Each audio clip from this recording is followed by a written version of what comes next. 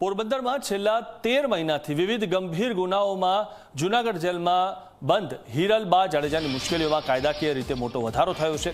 પોરબંદરની land grabbing committee દ્વારા હિરલબા જાડેજા વિરુદ્ધ જમીન ઝડપી અને હડપી લેવા અંગે ફરિયાદ નોંધવાનો કડક હુકમ કરવામાં આવ્યો છે અને આ આદેશના પગલે પોરબંદરના કમલાબાગ પોલીસ સ્ટેશનમાં લેન્ડ ગ્રેબિંગ એક્ટ હેઠળ ગુનો દાખલ કરવામાં આવ્યો છે। આ સમગ્ર હાઈ પ્રોફાઇલ મામલાની વિગત એવી છે કે કુતિયાણાના પૂર્વ ધારાસભ્ય સ્વર્ગસ્થ ભૂરા મુંજાના વિદેશ ખાતે વસતા પત્ની ચૌલાદેવીએ કલેક્ટર કચેરીમાં ન્યાય માટે અરજી કરી હતી।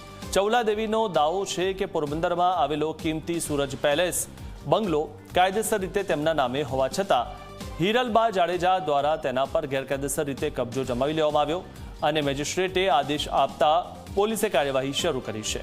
હિરલબા વિરુદ્ધ નવી ફરિયાદથી તેમની જેલ મુક્તિના આશા પર ફરી એકવાર પાણી ફરી વળ્યું છે। આ વિશે વધુ માહિતી મેળવીએ અમારા સંવાદદાતા અજય શિલુ પાસેથી। અજય, જે રીતે હવે મુશ્કેલી વધી છે હિરલબા જાડેજાની, શું વધુ માહિતી?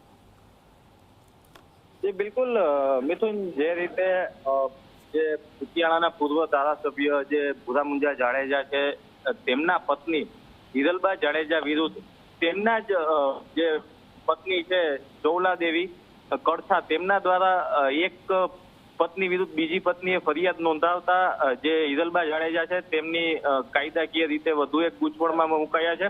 તેમના વિરુદ્ધ કમલાબાગ પોલીસ સ્ટેશન ખાતે લેન્ડ ગ્રેબિંગ એક્ટ હેઠળ ગુનો દાખલ કરવામાં આવ્યો છે।